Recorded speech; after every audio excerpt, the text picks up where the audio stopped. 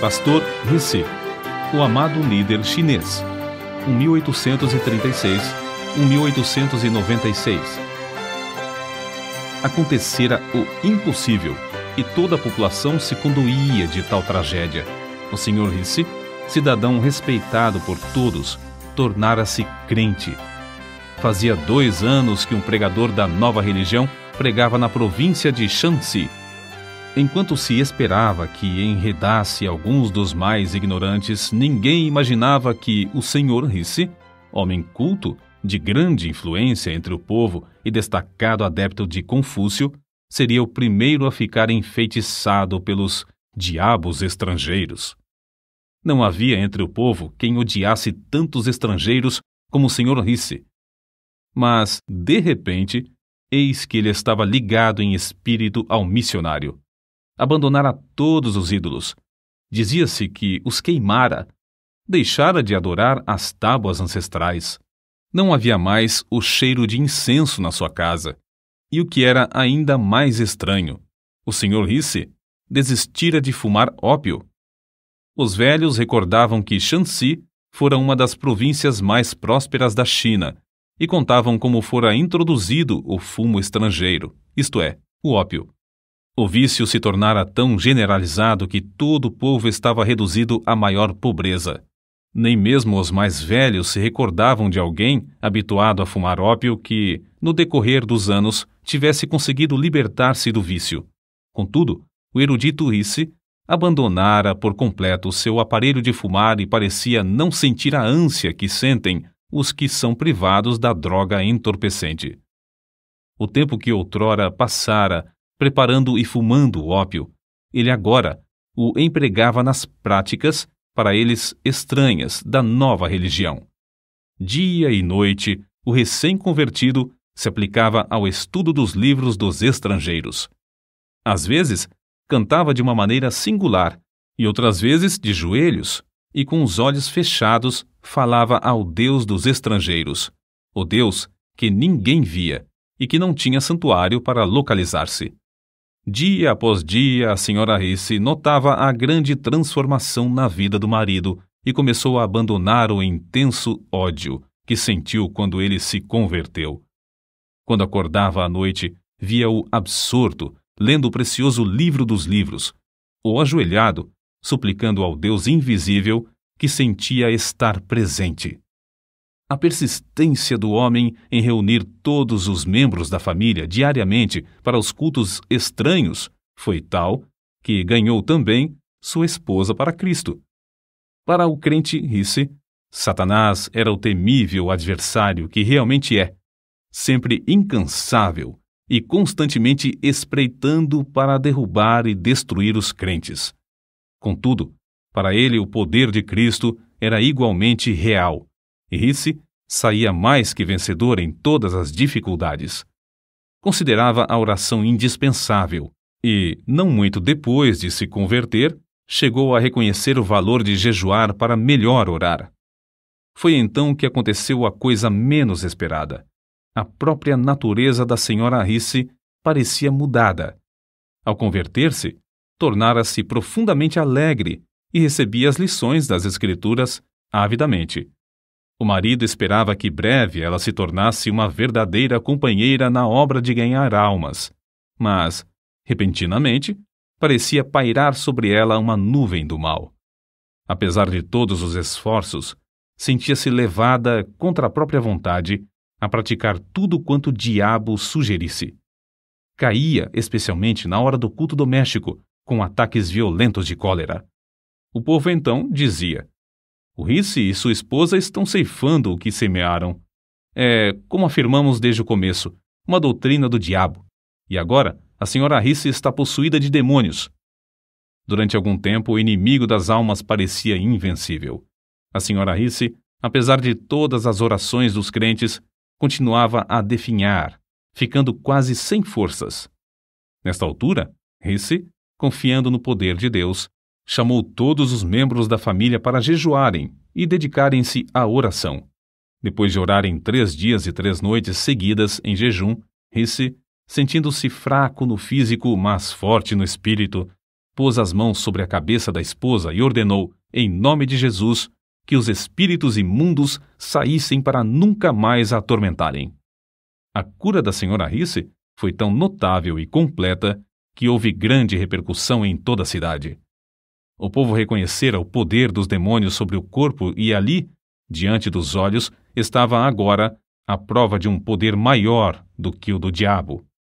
Mas foi o Sr. Risse, mais que qualquer outra pessoa, que se aproveitou dessa sensacional maravilha.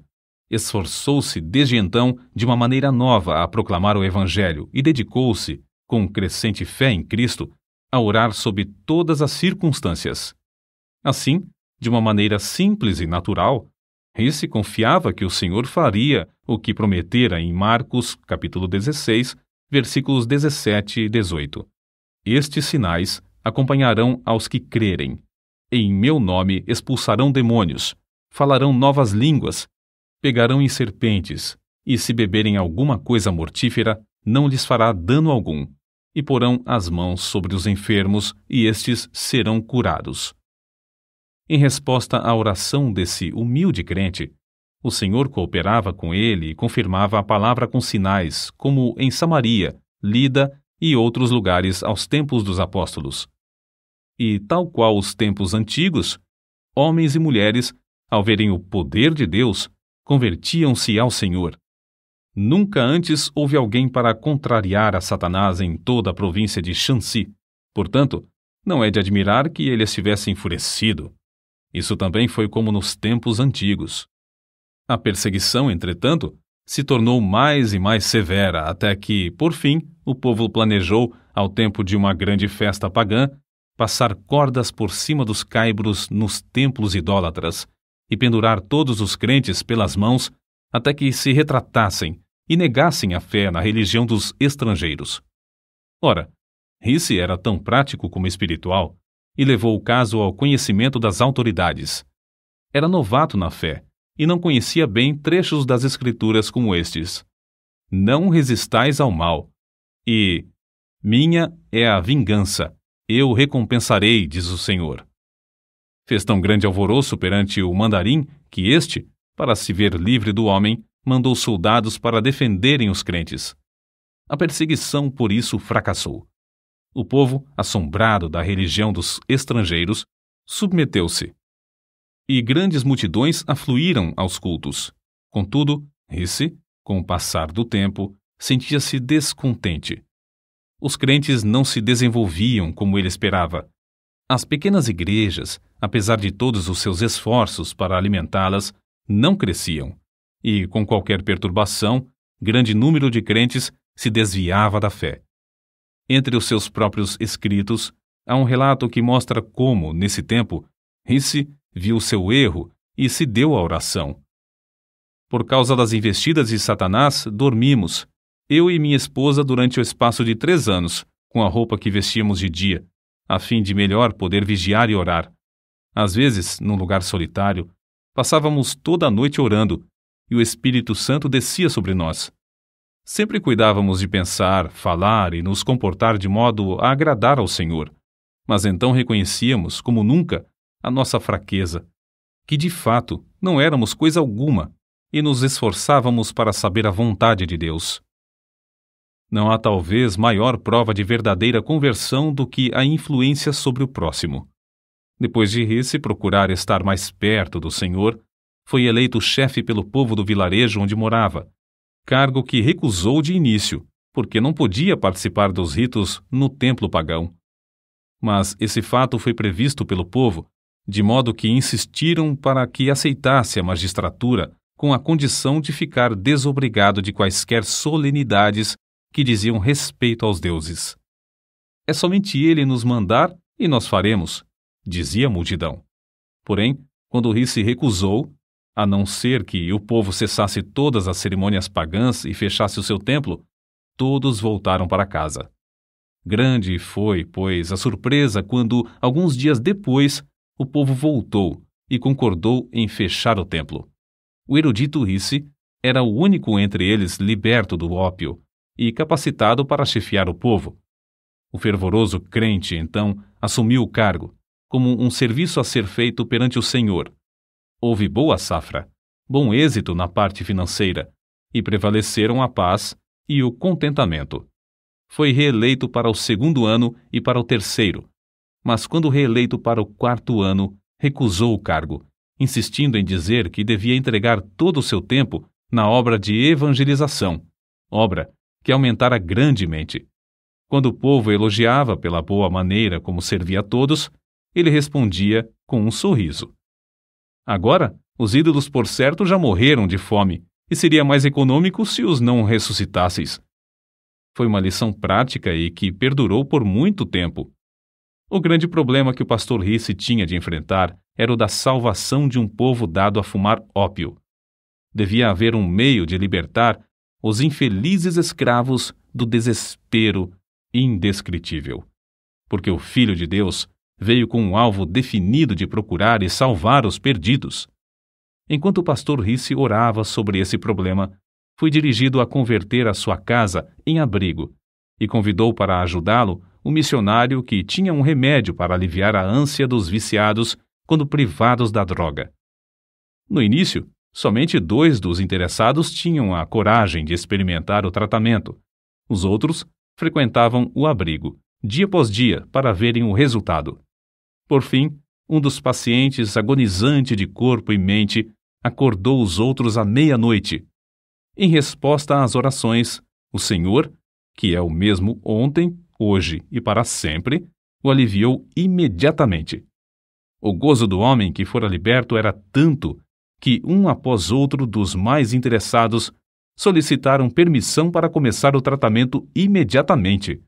Nessa altura, faltou-lhes o remédio importado que usavam para diminuir os sofrimentos dos enfermos.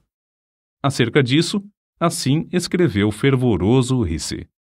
Em oração e jejum permaneci perante o Senhor, rogando que me mostrasse quais os ingredientes necessários e me fortalecesse e ajudasse a preparar as pílulas para aliviar os que sofriam. Para distrair os pacientes e aproveitar o ensejo, o missionário ensinava-lhes hinos e passagens da Bíblia.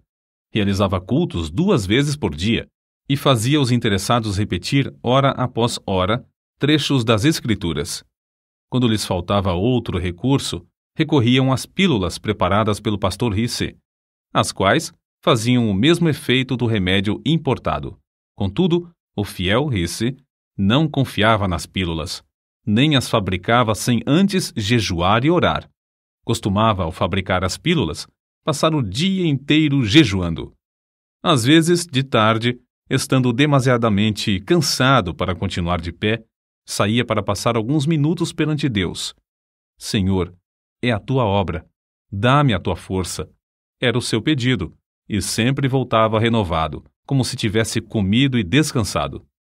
Um dos segredos do incrível êxito do pastor Risse na obra do abrigo era a audácia do seu amor para com os infelicitados cativos do vício do ópio. Amor que o levou a persistir e sacrificar tudo por eles. Quando caíam em alguma falta, ou mesmo tramavam para o derrubar, suportava tudo como somente o amor sabe suportar. Quanto mais o pastor Risse orava, tanto mais Deus aumentava a obra. E quanto mais crescia a obra, tanto mais ele sentia o anelo de orar. Em vez de ficar escravizado pelas inumeráveis obrigações, deliberadamente dedicava horas, e mesmo dias, frequentemente em jejum para orar perante o Senhor a fim de saber a sua vontade e receber da sua plenitude. Certo dia, quando assim orava, o Senhor o impressionou profundamente acerca do povo da cidade de Shaocheng, que vivia e morria sem saber o caminho da salvação. Mas como podia ele abrir outro abrigo em uma cidade da qual não conhecia os costumes? Como podia arranjar tempo? Porém, enquanto orava, o Senhor lhe disse: todo o poder me é dado. Mas como podia ir sem recursos? Não possuía dinheiro suficiente para pagar a passagem até aquela cidade. Persistiu em orar, e o Senhor continuou a aplainar as dificuldades. Dinheiro? Era de dinheiro que precisava para abrir os corações e ganhar almas? Se o Senhor chamava, não supriria a ele todo o necessário? Os muros de Jericó não caíram rentes ao chão sem a intervenção de mãos humanas? Assim, ao findar o ano de 1884, 5 anos depois da sua conversão, o pastor Risse era o dirigente de uma obra que se estendia de Tengitsuen, ao sul de onde morava, até Shaocheng, 60 quilômetros para o norte. Havia então 8 abrigos e um bom número de congregações espalhadas entre eles.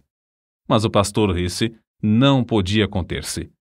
À distância de um dia de viagem, ainda mais ao norte, estava a grande cidade do Rochal. Constrangido pelo amor de Deus, suplicava ao Senhor que o usasse para iniciar uma obra ali. Todos os dias, orava insistentemente por Rochal, no culto doméstico. Por fim, a senhora Risse não mais se conteve e perguntou: Já oramos durante tanto tempo. Será que agora não convém agir? Por certo, se tivéssemos dinheiro, respondeu seu marido. No dia seguinte, o pastor Risse, no culto doméstico, orou como de costume. Ao findar a reunião, a esposa, em vez de retirar-se, avançou e colocou um pacotinho sobre a mesa, dizendo: Acho que o Senhor já respondeu às nossas súplicas. Admirado e ignorando o que ela queria fazer com aquele gesto, tomou o pacote da mesa. Continha algo pesado, embrulhado em várias tiras de papel, e dentro do papel, um lenço. Ao abrir o lenço, encontrou os objetos mais prezados por uma senhora chinesa: anéis, pulseiras, brincos, grampos de ouro e de prata, objetos que lhe foram presenteados quando se casaram. Com os olhos cheios de lágrimas, ele olhou para a esposa e notou pela primeira vez a diferença na sua aparência, sem os enfeites usados pelas mulheres casadas. Não havia mais aliança no dedo e, em vez dos enfeites de prata nos cabelos, viam-se as tranças seguras por fios de barbante. Quando ele quis recusar a oferta, ela insistiu alegremente, dizendo: Não faz mal, posso dispensar essas coisas. Rochal deve ter o evangelho. O pastor aceitou a oferta de sua esposa e sabia que ela representava profundo sacrifício. A doação foi suficiente para construir o abrigo, que logo se tornou um centro de luz e bênção na grande cidade. Depois de abrir o trabalho em Rochal, realizou-se uma convenção na qual foram batizados 70 dos novos convertidos. O poder de Deus era tal e a assistência tão grande às reuniões que foi necessário realizar os cultos ao ar livre, apesar das grandes chuvas. Como o evento se deu após um grande período de seca, os crentes não queriam orar ao Senhor para que retivesse a chuva. Certo moço endemoniado, do abrigo de Shaocheng, assistiu a essa convenção. Quando o poder de Deus começou a cair no culto, ele se tornou violento, tentando destruir-se e ferir as pessoas que estavam em redor. Quando o pastor Risse se aproximou, o moço deixou de gritar e de lutar. E os homens que o seguravam disseram: Ele está bom, agora está bom, o espírito já saiu. O pastor, contudo, não se enganou. Pondo as mãos sobre a cabeça do moço, orou com instância, no nome de Jesus. Houve alívio imediato, e quando o pastor se retirou, o moço parecia completamente liberto. Certo crente, comovido ao presenciar tudo isso, tirou $50 do bolso e disse ao pastor: Aceite isso, sei que as despesas da obra são grandes. O pastor, surpreendido, aceitou o dinheiro, mas ao pensar sobre o caso, sentiu-se turbado. A importância era muito elevada e ele a aceitara sem pedir conselho ao Senhor. Retirou-se imediatamente para levar o caso a Deus. Apenas tinha começado a orar, chegou um crente apressado. O endemoniado estava mais violento do que nunca, e os homens não podiam segurá-lo. Ao chegar o pastor à presença do moço, o espírito clamou: Podes vir, mas não te temo mais. Parecias tão elevado como os céus, mas agora é baixo, vil e insignificante. Não tens mais poder para me domar. O pastor, reconhecendo que perdera a fé e o poder ao aceitar o dinheiro, dirigiu-se ao crente que lhe o dera, enquanto o infeliz endemoniado blasfemava em alta voz. Devolveu toda a importância, explicando como, ao receber o dinheiro, perdera seu contato com Deus. Depois, com as mãos vazias, mas com o coração cheio de gozo, voltou novamente para onde estava a multidão alvoroçada. O moço continuava furioso. O pastor, porém, estava em contato com o mestre. Calmamente e em nome de Jesus, ordenou ao espírito que se calasse e saísse. O moço deu um grito e foi lançado ao chão pelo demônio, onde ficou alguns minutos contorcendo-se em dores agonizantes. Então se levantou, com o corpo abatido, mas completamente liberto do espírito maligno. Certo missionário escreveu o seguinte acerca de Risse: o pastor Risse era perenemente alegre, servia ao próximo incansavelmente, tratava todas as pessoas com a maior delicadeza. Nunca se comportou levianamente, nem desperdiçou o tempo em assuntos desnecessários. Ganhar almas era a paixão da sua vida. Era impossível estar com o pastor Risse sem orar. Seu instinto em tudo era o de olhar para Deus. Muito antes de clarear o dia, ouvia-o no seu quarto, orando e cantando horas a fio. A oração se parecia com a atmosfera em que vivia, e ele esperava e recebia de Deus as mais destacadas respostas. Lembro-me de que, certa vez, quando viajava com ele, hospedamo-nos em uma pequena pensão. Foi procurado por uma mulher que tinha uma criança de colo enferma e que sofria muito. Homens e mulheres, em todos os lugares por onde passava, também o procuravam. Reconheciam que era homem de Deus e que podia socorrê-los. O pastor Risse ficou em pé imediatamente, cumprimentou a mulher com o filhinho, tomou-o nos braços e orou pedindo a Deus que o curasse. A mulher, grandemente consolada, partiu. Algumas horas depois, viu o menino são, correndo e brincando. Tais acontecimentos eram comuns. Nunca me esquecerei da convenção realizada em Pyongyang. Ao nos aproximarmos do local, durante a noite, ouvi os crentes chorando e orando em voz baixa.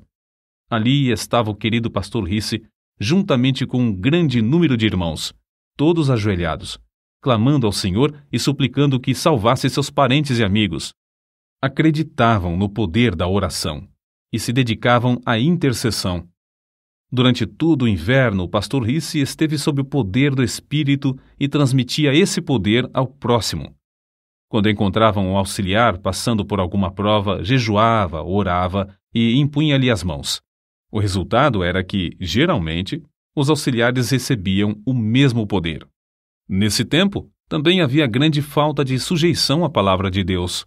O pastor Risse, porém, em tudo entregava-se à oração. No decorrer dos anos, tornou-se poderoso em expor as Escrituras. A força e a resistência que Risse manifestava sob provações físicas e mentais eram extraordinárias. Recebia virtude de Deus para realizar a obra divina. Quando já velho, podia andar 45 quilômetros de uma vez, e depois de jejuar por 2 dias seguidos, podia ainda batizar 50 pessoas sem descansar e sem interrupção. Por fim, com a idade de 60 anos, no meio da lida desta vida, Deus o chamou. Na mesma sala onde, antes da sua conversão, fumava ópio, passou alguns meses de cama, sem qualquer sofrimento, apenas com as forças quase completamente esgotadas. Na manhã do dia 19 de fevereiro de 1896, ao fechar os olhos aqui no mundo para ir estar na presença de seu Senhor, centenas de seus filhos na fé, que o amavam ardentemente, não puderam mais conter-se, rompendo em grande choro e fortes soluços. Durante sua vida terrena, entregou tudo ao Senhor. Para ele, não existia coisa demasiado preciosa que não pudesse usar para o seu Jesus. Não havia labor árduo demais, se pudesse ganhar uma alma pela qual seu Salvador morrera. Nunca encontrou cruz pesada, se pudesse levá-la por amor de Cristo. Jamais julgou o caminho difícil, tratando de seguir as pisadas de seu mestre. Assim, o fiel pastor Risse foi promovido para fazer serviço mais alto, mais sublime, para estar em mais íntima ligação com Jesus. A obra pioneira que deixou em Shaoxing, Tengsuen, Roshao, Taiyuan, Pyongyang e dezenas de outros lugares é como pujante fortaleza e como resplandecente farol, dissipando as trevas do paganismo na China. Os abrigos e as igrejas fundados nesses lugares permanecem como imponente monumento à sua memória.